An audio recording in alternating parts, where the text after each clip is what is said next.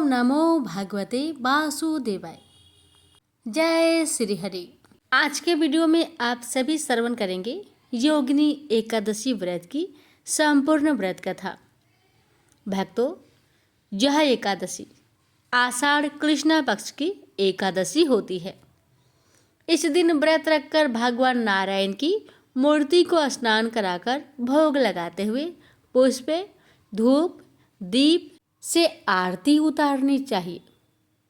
गरीब ब्राह्मणों को दान देना परम श्रेष्ठकर है। इस एकादशी के प्रभाव से पीपल का वृक्ष काटने से उत्पन्न पाप नष्ट हो जाते हैं और अंत में स्वर्गलोक की प्राप्ति होती है। भक्तों, साल 2025 में यह एकादशी 21 जून दिन शनिवार को पड़ रही है। भक्तों, इस दिन सुबह ब्रह्म मुहूर्त में उठे, स्नान करके स्वच्छ वस्त्र धारण करे, व्रत का संकल्प ले। इस प्रकार भगवान से कहे, हे भगवान, मैं भगवान विष्णु की कृपा से योगिनी एकादशी की व्रत कर रही हूँ। कृपया इसे स्वीकार करे और पापों से मुक्ति दे। एकादशी पर भगवान विष्णु की पूजन विधि।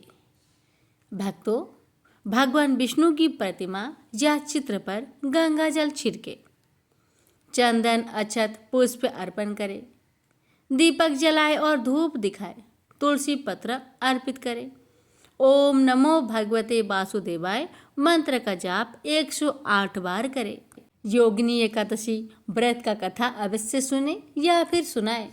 भजन करे, कीर्तन करे, विष्णु सहस्त्र नाम का पाठ करे। भक्तों, आइए श्रद्धा से सुनते हैं इस पुण्यदायिनी कथा जो हर रोग, दोष और दुख का अंत कर सकती है। प्रेम से बोलिए ओम नमो भगवते वासुदेवाय।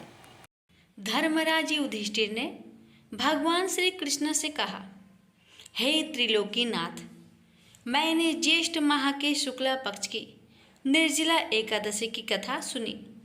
अब आप कृपा करके आषाढ़ माह के कृष्णा पक्ष की एकादशी की कथा सुनाइए। इस एकादशी का नाम तथा महात्म्य क्या है, सो अब मुझे विस्तार पूर्वक बतलाइए। श्री कृष्ण ने कहा, हे पांडुपुत्र, आषाढ़ माह के कृष्णा पक्ष की एकादशी का नाम योगिनी एकादशी है। इसके व्रत से सभी पाप नष्ट हो जाते हैं। यह व्रत इस लोक में भोग तथा परलोक में मुक्ति देने वाला है। यह एकादशी तीनों लोकों में प्रसिद्ध है। इसके व्रत से सभी पाप नष्ट हो जाते हैं। तुम्हें मैं पुराण में कही हुई कथा सुनाता हूँ, ध्यान पूर्वक श्रवण करो। कुबेर नाम का एक राजा अलकापुरी नाम की नगरी में राज्य करता था। वह बड़े ही नेमी धर्मी राजा था और भगवान शिव के उपासक थे।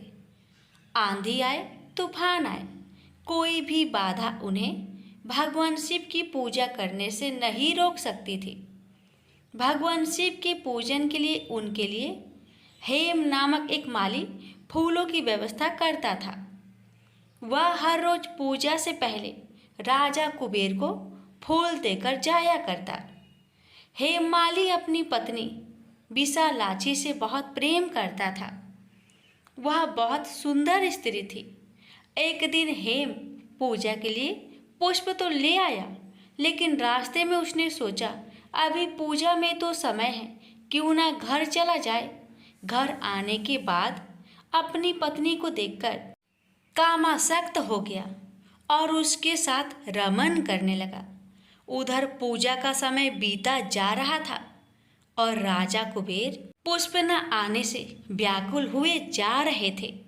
हेममाली की राह देखते देखते जब राजा कुबेर को दोपहर हो गई तो उसने क्रोध पूर्वक अपने सेवकों को आज्ञा दी कि तुम लोग जाकर पता लगाओ कि हेममाली अभी तक पुष्प लेकर क्यों नहीं आया। जब सेवकों ने उसका पता लगा लिया तो राजा के पास जाकर बताया, हे राजन, वह हेममाली अपनी स्त्री के साथ रमन कर रहा है। इस बात को सुन राजा कुबेर ने हेममाली को बुलाने की आज्ञा दी। डर से कांपता हुआ हेममाली राजा के सामने उपस्थित हुआ। उसे देखकर कुबेर को अत्यंत क्रोध आया। राजा ने कहा, अरे अधम, तूने मेरी परम पूजनीय देवों के भी देव भगवान शिव जी का अपमान किया है।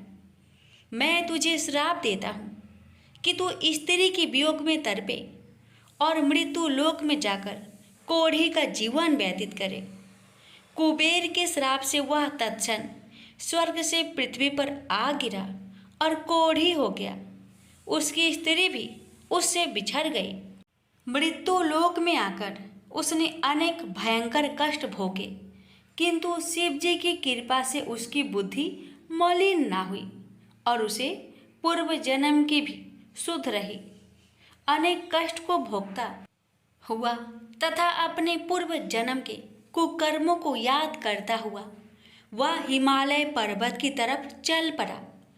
एक दिन घूमते घूमते मार्कंडेय ऋषि के आश्रम में पहुंच गया। वह ऋषि अत्यंत वृद्ध तपस्वी थे। वह दूसरे ब्रह्मा के समान प्रतीत हो रहे थे और उनका वह आश्रम ब्रह्मा की सभा के समान शोभा दे रहा था।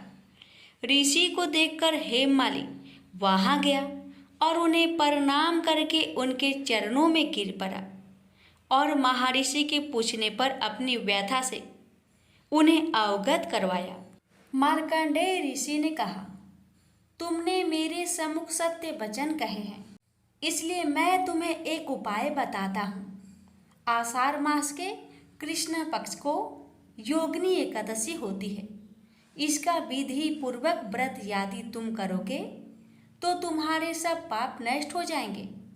महर्षि की वचन सुन हेममाली ने ऋषि को साष्टांग प्रणाम किया और उनके बताए अनुसार योगिनी एकादशी का व्रत किया। इस प्रकार उसे अपने श्राप से छुटकारा मिला और वह फिर से अपने वास्तविक रूप में आकर अपनी स्त्री के साथ सुख से रहने लगा। भगवान श्री कृष्ण कहते हैं, हे राजन, इस योगिनी एकादशी की कथा का फल 88,000 ब्राह्मणों को भोजन कराने के बराबर है। इसके व्रत से सभी पाप नष्ट हो जाते हैं और अंत में मोक्ष प्राप्त करके प्राणी स्वर्ग का अधिकारी बनता है। एकादशी माता की कथा। एक बार एक राज्य में एक राजा रहा करता था। राजा बहुत ही बुद्धिमान और बलशाली था। राजा सदैव अपनी प्रजा का बहुत अच्छे से ध्यान रखता था। प्रजा भी अपने राजा को बहुत पसंद करते थे। राजा की 2 बेटियां थीं। राजा अपनी दोनों बेटियों से बहुत प्रेम करता था। राजा की छोटी बेटी देखने में बहुत सुंदर और आकर्षण थी और राजा की बड़ी छोटी बेटी के मुकाबले थोड़ा कम सुंदर थी। राजा की छोटी बेटी 11 माता की पूजा किया करती थी और सभी लोग राजा की छोटी बेटी से बहुत प्रेम करते थे और बहुत प्रशंसा किया करते थे। राजा भी अपनी छोटी बेटी को बड़ी बेटी से अधिक प्रेम करता था, जिस कारण राजा की बड़ी बेटी को अपनी छोटी बहन से बहुत नफरत होने लगी थी। राजा की दोनों बेटियां जब बड़ी हो गई तब एक पड़ोस राज्य में रहने वाला राजकुमार राजा की बड़ी बेटी के लिए रिश्ता लेकर आया। लेकिन जैसे ही उस राजकुमार की नज़र राजा की छोटी बेटी पर पड़ी तो वह राजकुमार राजा की छोटी बेटी पर आकर्षक हो गया और उससे पहली नज़र में ही प्रेम कर बैठा। उस राजकुमार ने राजा की बड़ी बेटी के साथ विवाह करने से मना कर दिया और उसने राजा से कहा कि मैं आपकी छोटी बेटी से विवाह करना चाहता हूँ। जिसके बाद राजा की बड़ी बेटी यह देखकर अपनी छोटी बहन से बहुत क्रोधित हो गई और राजा की बड़ी बेटी ने अपनी छोटी बहन को अपना सबसे बड़ा दुश्मन मान लिया।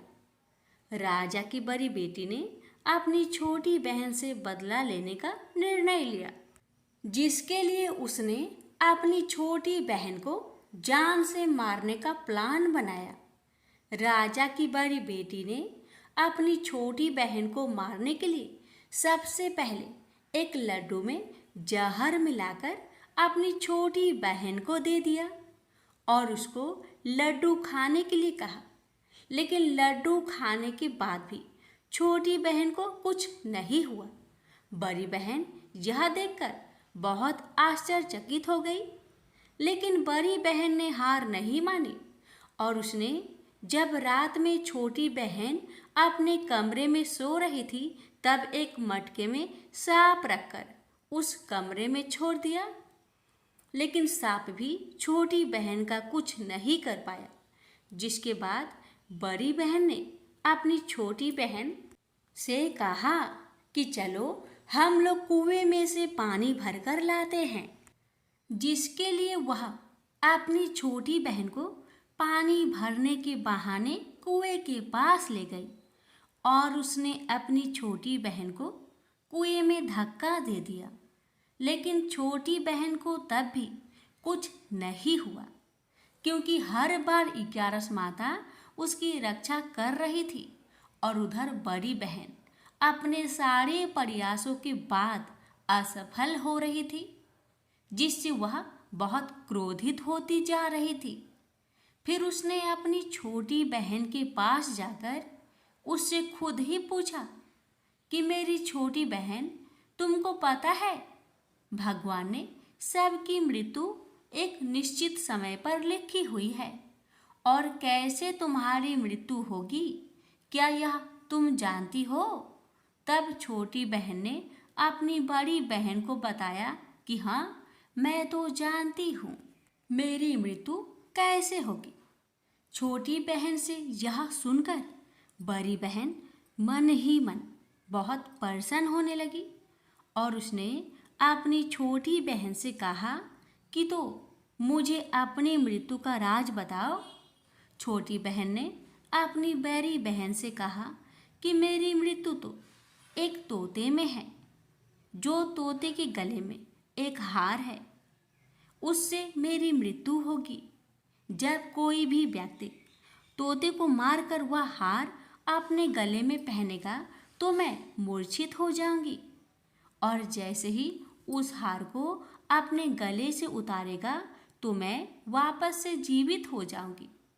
अपनी छोटी बहन की मृत्यु का राज जानकर बड़ी बहन बहुत ही खुश हो गई और उसने अपनी छोटी बहन को मारने के लिए उसके पालतू तोते को ढूंढना शुरू कर दिया और छोटी बहन को इस बात का आभास हो गया था कि कोई उसकी जान लेना चाहता है, जिसके लिए वह अपने पिताजी के पास गई और उसने अपने पिताजी से कहा कि पिताजी, मेरी मृत्यु के बाद आप मुझे जलाइएगा मत, बल्कि आप मुझे अपनी पुरानी वाली हवेली में एक पलंग में लिटाकर छोड़ दीजिएगा।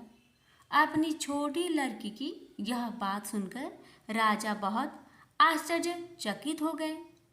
राजा ने अपनी छोटी बेटी से पूछा, बेटी, तुम ये क्या कह रही हो?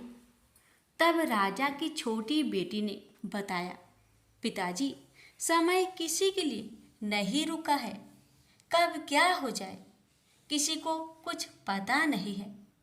और फिर राजा ने अपनी छोटी बेटी से कहा कि तुम ऐसी बातें क्यों कर रही हो? 3 दिन में तो तुम्हारा विवाह है। लेकिन छोटी बेटी ने अपने पिताजी को ऐसा करने पर मजबूर कर दिया और उनसे वचन ले लिया। राजा ने भी अपनी छोटी बेटी की बात स्वीकार कर ली और 2-3 दिनों के बाद जब शादी का समय आया तब राजकुमार बारात लेकर राजा के घर आया और राजकुमार और राजा की छोटी बेटी का विवाह शुरू हो गया। जैसे ही राजा की छोटी बेटी राजकुमार के साथ फेरे लेना शुरू करती है, तो उसकी बड़ी बहन अपनी छोटी बहन के कमरे में जाकर उसके तोते को पकड़ लेती है और उसको जान से मार देती है। तोते के गले में जो हार था उसको अपने गले में धारण कर लेती है। जैसे ही बड़ी बहन उस हार को अपने गले में धारण करती है तो उधर छोटी बहन 3.5 फेरे ही ले पाती है और वहीं पर बेहोश होकर गिर जाती है। जिसके बाद राजा ने बड़े बड़े दर्द हकीमों को बुलाया और अपनी छोटी बेटी का इलाज करने के लिए कहा। राजा की बात सुनकर वैद्य ने छोटी बेटी को जब चेक किया तो राजा को बताया कि आपकी छोटी बेटी ना तो जीवित है और ना ही मरी हुई है। यह मैं ऐसा पहली बार देख रहा हूँ। राजा ने वैद्य और हकीम को यह बात बाहर बताने से मना कर दिया और उनको कहा कि अगर तुमने यह बात किसी को बाहर बताई तो हम तुम्हें फांसी दे देंगे। राजा ने अपनी छोटी बेटी को पुराने महल में ले जाकर एक पलंग में लिटा दिया और वहां पर कुछ सैनिक को तैनात कर दिया। वापस अपने महल पर आ गया। राजा की बड़ी बेटी अपने पिताजी के पास आई और कहने लगी कि पिताजी, अगर यह शादी संपन्न नहीं हुई तो आपकी इज्जत का क्या होगा? आप कहे तो आपकी इज्जत बचाने के लिए राजकुमार से शादी करने के लिए तैयार हूँ। जिसके बाद राजा ने अपनी बड़ी बेटी की बात मान ली और राजा ने बड़ी बेटी को छोटी बेटी की कपड़े पहनाकर मंडप पर भेज दिया।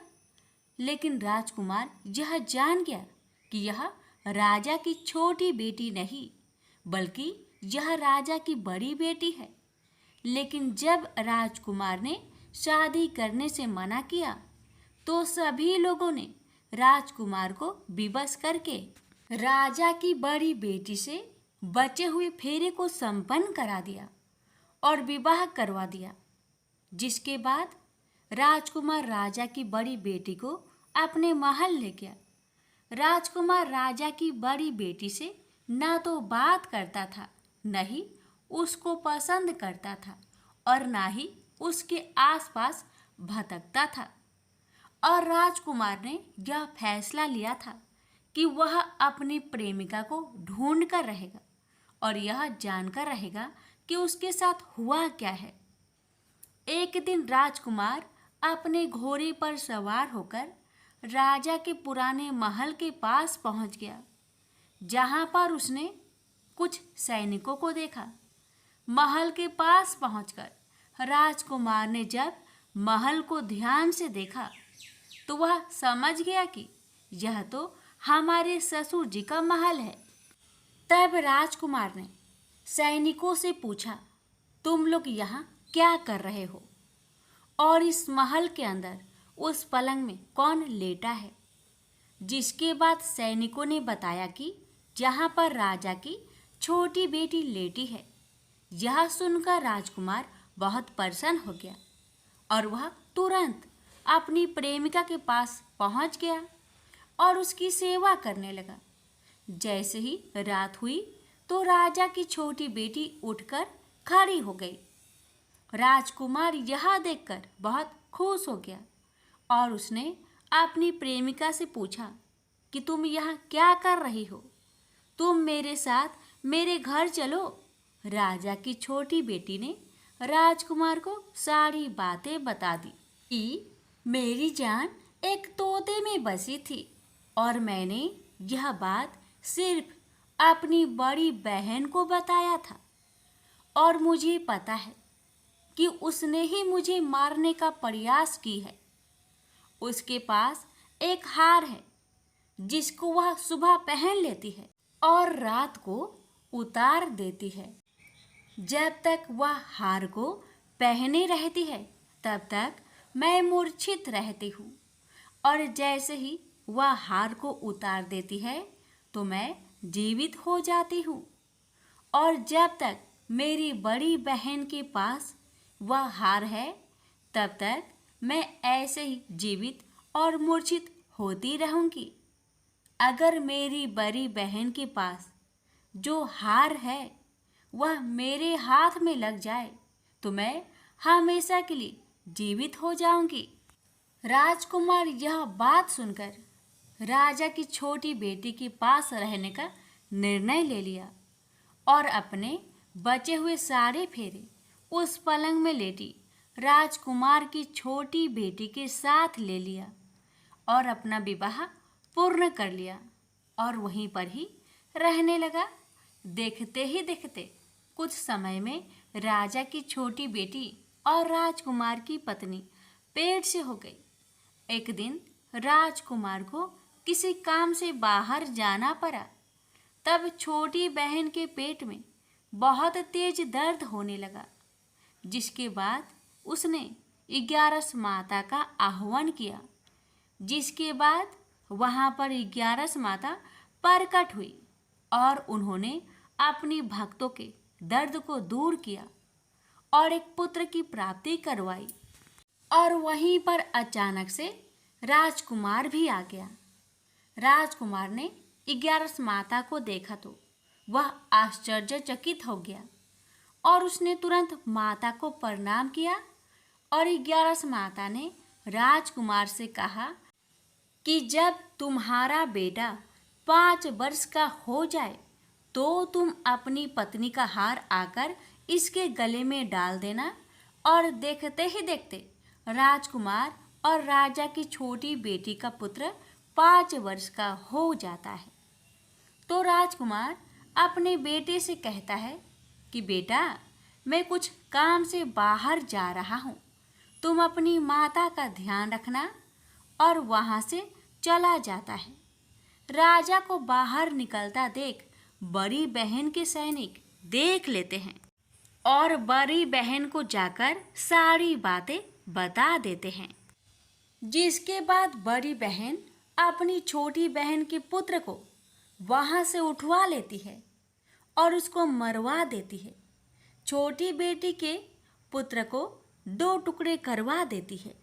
पहला टुकड़ा चक्की के पास छुपा देती है और दूसरा टुकड़ा अपनी पलंग के नीचे रख देती है।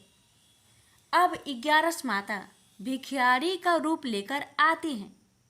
एक भिखारी का रूप रखकर बड़ी बहन के पास चली जाती है। जिसके बाद वहाँ पर भिक्षा मांगने लगती है। बड़ी बहन अपने नौकरों से कहती है कि जाकर भिक्षा दे दो। लेकिन जैसे ही नौकर 11 माता को भिक्षा देने के लिए जाते हैं तो माता उन्हें मना कर देती है और कहती है कि मैं तुम्हारी महारानी से ही भिक्षा लूँगी। जिसके बाद बड़ी बहन स्वयं ही भिक्षा देने के लिए माता के पास आती है। तब माता एक बिल्ली का रूप लेकर उसके कमरे में चली जाती है और वहाँ पर छोटी बेटे के पुत्र को 2 टुकड़ों को आपस में जोड़ देती है और उसे जीवित कर देती है और उसे वहाँ से ले जाती है। राजकुमार अपने बेटे को लेकर अपनी पत्नी के पास जाता है और उससे कहता है कि तुम इसका ध्यान रखना। अगर तुम इस बच्चे को अच्छे से ध्यान रखोगी तो मैं तुमसे बात करूँगा। एक दिन राजकुमार अपने बच्चे से कहता है कि तुम मम्मी से उनके गले का हार मांग लो। जिसके बाद राजकुमार का लड़का अपनी मम्मी के पास जाता है और कहता है कि मम्मी, मुझे तुम्हारा हार चाहिए जो तुमने गले में पहन रखा है। यह सुनकर पहले तो बड़ी बहन बहुत क्रोधित होती है, पर उसको यह याद आता है कि राजकुमार ने कहा था कि अगर मैं इस बच्चे का ध्यान अच्छे से रखूंगी तो वह मुझसे बात करेंगे। जिसके कारण वह हार को उस बच्चे को दे देती है और वह तुरंत हार ले जाकर अपने पिताजी को दे देता है।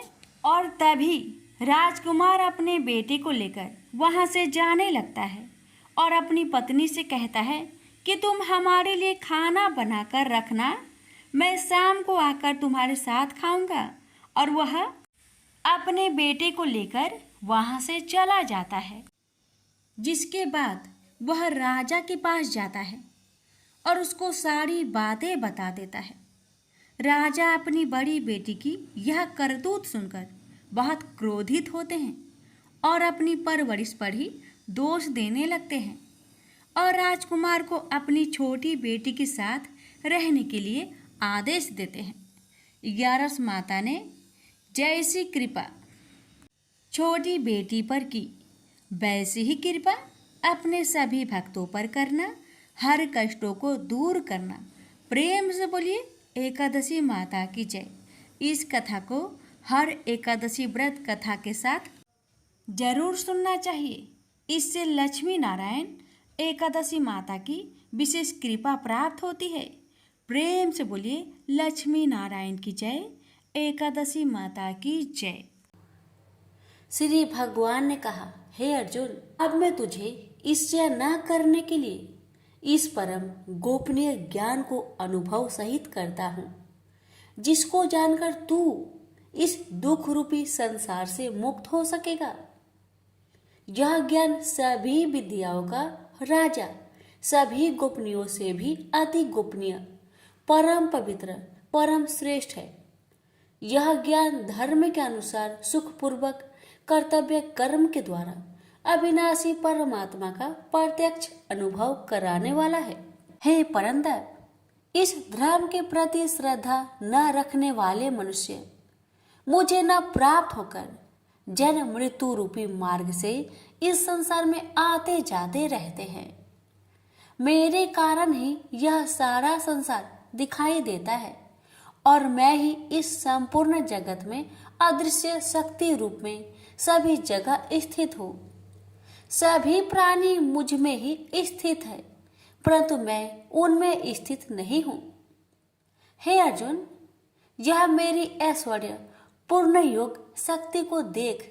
यह संपूर्ण सृष्टि मुझ में कभी स्थित नहीं रहती है, फिर भी मैं सभी प्राणियों का पालन पोषण करने वाला हूँ और सभी प्राणियों में शक्ति रूप में स्थित हूँ, परंतु मेरा आत्मा सभी प्राणियों में स्थित नहीं रहता है, क्योंकि मैं ही सृष्टि का मूल कारण हूँ। इस प्रकार सभी जगह बहने वाली महान वायु सदैव आकाश में स्थिर रहती है, उसी प्रकार सभी प्राणी मुझ में स्थिर रहते हैं। हे कुंती पुत्र, कल्प के अंत में सभी प्राणी मेरे प्रकृतिक में प्रवेश करके विलीन हो जाते हैं और अगले कल्प के आरंभ में उनको अपनी इच्छा शक्ति से फिर उत्पन्न करता हूँ। 84 लाख योनियों में सभी प्राणी अपनी इच्छा शक्ति के कारण बार बार मेरी इच्छा शक्ति से विलीन उत्पन्न होते रहते हैं। यह सभी पूर्ण रूप से स्वतः मेरी इच्छा शक्ति के अधीन होते हैं। हे धनंजय, यह सभी कर्म मुझे बांध नहीं पाते, क्योंकि मैं उन कार्यों में बिना किसी फल की इच्छा से उदासीन भाव से स्थिर रहता हूँ। हे कुंती पुत्र, मेरी अच्युता, मैं मेरी भौतिक प्रकृति सभी चर तथा अचर जीव उत्पन्न और विनिष्ट करती रहती है। इसी कारण से यह संसार परिवर्तनशील है। मूर्ख मनुष्य मुझे अपने ही समान निष्कृष्ट शरीर आधार वाला समझते हैं, इसलिए वह सभी जीव आत्माओं का परम ईश्वर वाले मेरे स्वभाव को नहीं समझ पाते। ऐसे मनुष्य कभी न पूर्ण होने वाली आशा में, कभी न पूर्ण होने वाले कर्मों में और कभी न प्राप्त होने वाले ज्ञान में विशेष रूप से मोहग्रस्त हुए मेरी मोहने वाली भौतिक प्रकृति की ओर आकर्षित होकर निश्चित रूप से राक्षसी वृत्ति और असुरी स्वभाव धारण किए रहते हैं। हे पृथा पुत्र, मोह से मुक्त हुए महापुरुष देवीय स्वभाव को धारण करके मेरी शरण ग्रहण करते हैं और मुझको सभी जीव आत्माओं का उद्यम जानकर अनन्य भाव से मुझ अविनाशी का स्मरण करते हैं। ऐसे महापुरुष दृढ़ संकल्प से प्रयत्न करके निरंतर मेरे नाम और महिमा का गुणगान करते हैं और सदैव मेरी पूजा में स्थिर होकर मुझे बार बार प्रणाम करते हुए मेरी पूजा करते हैं। कुछ मनुष्य ज्ञान के अनुशीलन द्वारा यज्ञ करके, कुछ मनुष्य मुझे एक ही तत्व जानकर, कुछ मनुष्य अलग अलग तत्व जानकर अनेक विधियों से निश्चित रूप से मेरे विश्व स्वरूप की पूजा करते हैं। हे अर्जुन, मैं ही वैदिक कर्म कांड को करने वाला हूँ, मैं ही यज्ञ हूँ, मैं ही पितरों को दिए जाने वाला तर्पण हूँ, मैं ही जड़ी बूटी रूप में औषधि हूँ, मैं ही मंत्र हूँ, मैं ही घृत हूँ, मैं ही अग्नि हूँ और मैं ही हवन में दी जाने वाली आहुति हूँ। इस संपूर्ण ब्रह्मांड का मैं ही पालन करने वाला पिता हूँ, मैं ही उत्पन्न करने वाली माता हूँ, मैं ही मूल स्रोत दादा हूँ, मैं ही इसे धारण करने वाला हूँ, मैं ही पवित्र करने वाला ओमकार सबसे जानने योग्य हूँ, मैं ही ऋग्वेद, सामवेद और यजुर्वेद हूँ, मैं ही सभी प्राप्त होने वाला परम लक्ष्य हूँ, मैं ही सभी का भरण पोषण करने वाला हूँ, मैं ही सभी का स्वामी हूँ, मैं ही सभी के अच्छे बुरे कर्मों को देखने वाला हूँ, मैं ही सभी का परम धाम हूँ, मैं ही सभी की शरण स्थली हूँ, मैं ही सभी से प्रेम करने वाला घनिष्ठ मित्र हूँ, मैं ही सृष्टि को उत्पन्न करने वाला हूँ, मैं ही सृष्टि के संहार करने वाला हूँ, मैं ही सभी का स्थिर आधार हूँ, मैं ही सभी को आश्रय देने वाला हूँ और मैं ही सभी का अविनाशी कारण हूँ। हे अर्जुन, मैं ही सूर्य रूप में तपकर जल को भाप रूप में रोककर बारिश रूप में उत्पन्न करता हूँ, मैं ही निश्चित रूप से अमर तत्व हूँ, मैं ही मृत तत्व हूँ, मैं ही सत्य रूप में सत्य हूँ और मैं ही असत्य रूप में पदार्थ हूँ। जो मनुष्य तीनों वेदों के अनुसार यज्ञों के द्वारा मेरी पूजा करके सभी पापों से पवित्र होकर सोमरस को पीने वाले के स्वर्ग लोकों की प्राप्ति के लिए प्रार्थना करते हैं, वह मनुष्य अपने पुण्य के फल स्वरूप इंद्रलोक में जन्म को प्राप्त होकर स्वर्ग में देवी देवताओं वाले सुखों को भोगते हैं। वह जीव आत्मा उस विशाल स्वर्ग लोक के सुखों का भोग करके पुण्य फलों के समाप्त होने पर इस मृत्यु लोक में पुनः जन्म को प्राप्त होते हैं।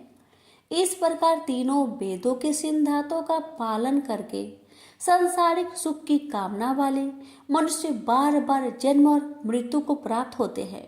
जो मनुष्य एकमात्र मुझे लक्ष्य मानकर अनन्य भाव से मेरी स्मरण करते हुए कर्तव्य कर्म द्वारा पूजा करते हैं, जो सदैव निरंतर मेरी भक्ति में लीन रहता है, उस मनुष्य की सभी आवश्यकताएं और सुरक्षा की जिम्मेदारी मैं स्वयं निभाता हूँ। हे कुंती पुत्र, जो भी मनुष्य श्रद्धा पूर्वक भक्ति भाव से अन्य देवी देवताओं को पूजा करते हैं, वह भी निश्चित रूप से मेरी ही पूजा करते हैं, किंतु उनका वह पूजा करना अज्ञानता पूर्ण मेरी प्राप्ति की विधि से अलग त्रुटि पूर्ण होता है।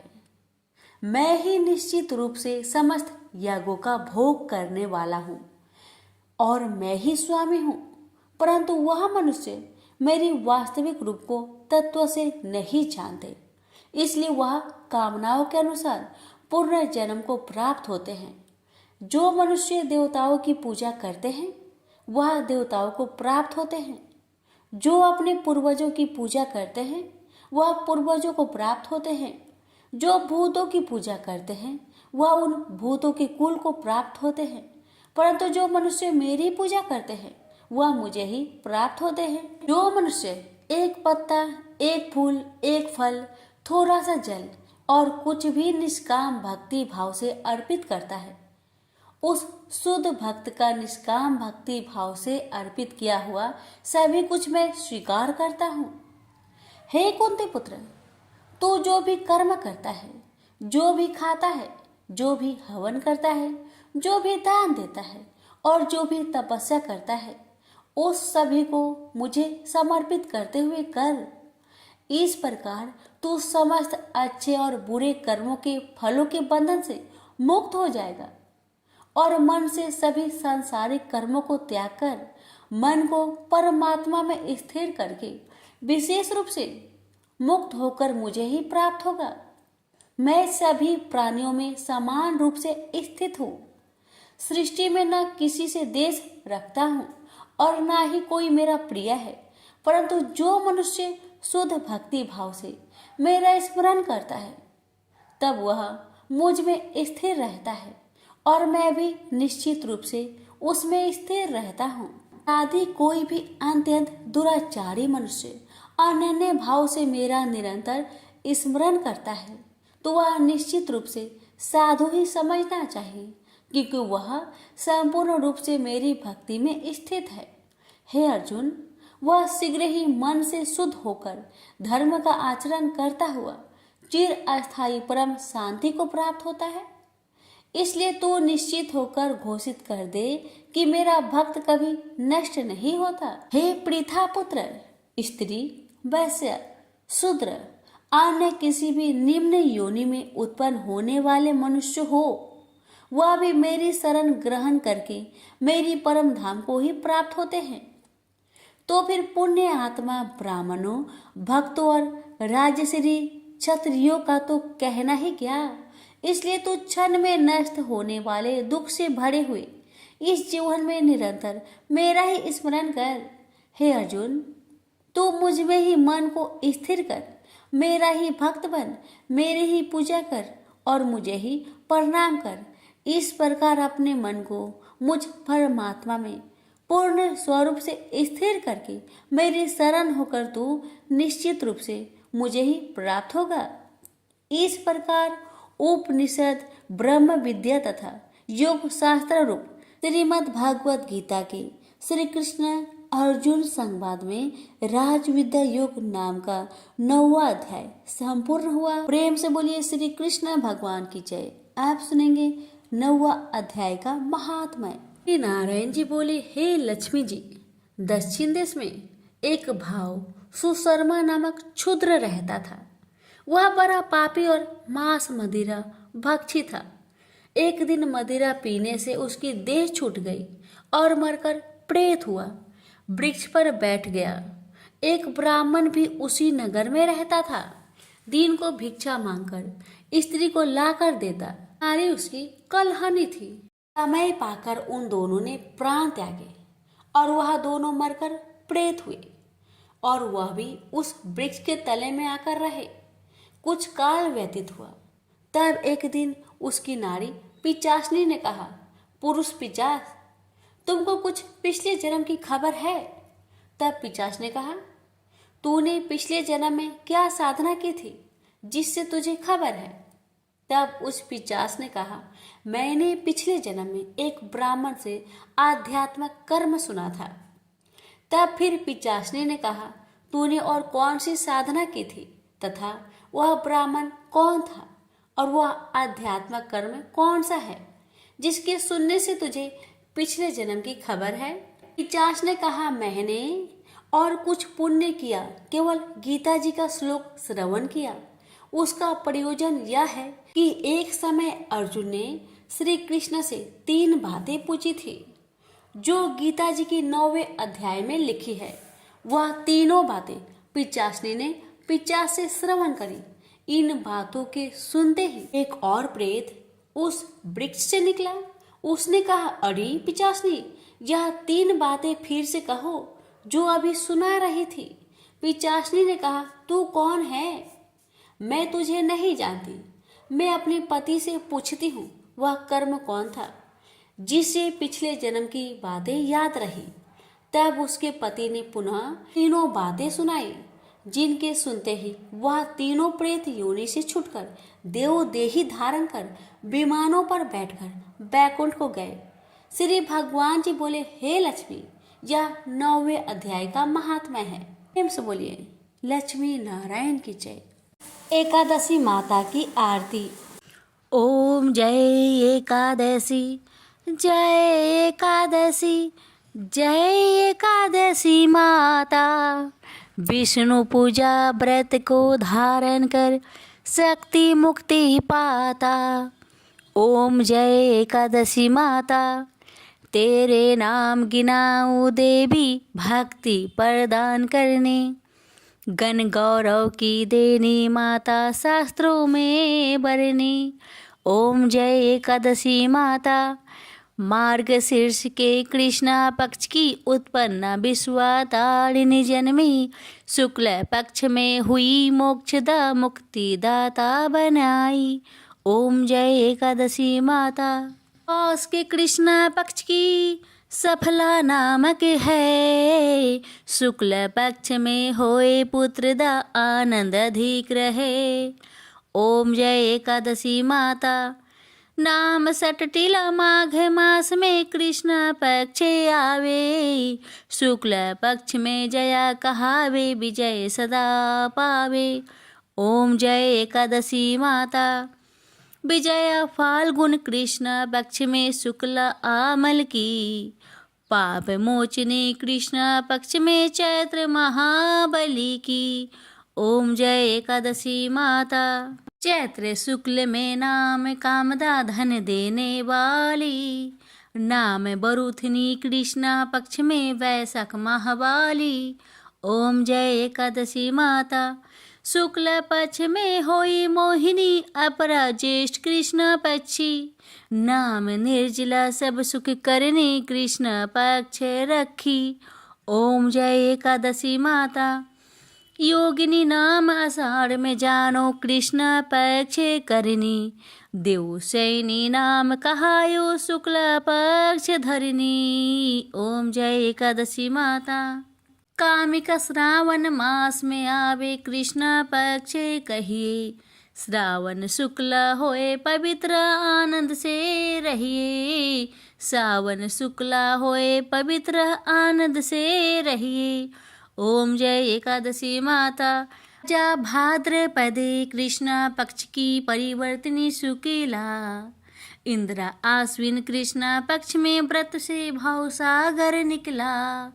ओम जय एकादशी माता, पापंकुशा है शुक्ला पक्ष में आप हरण हारी, रमा मास कार्तिक में आवे सुखदायक भारी।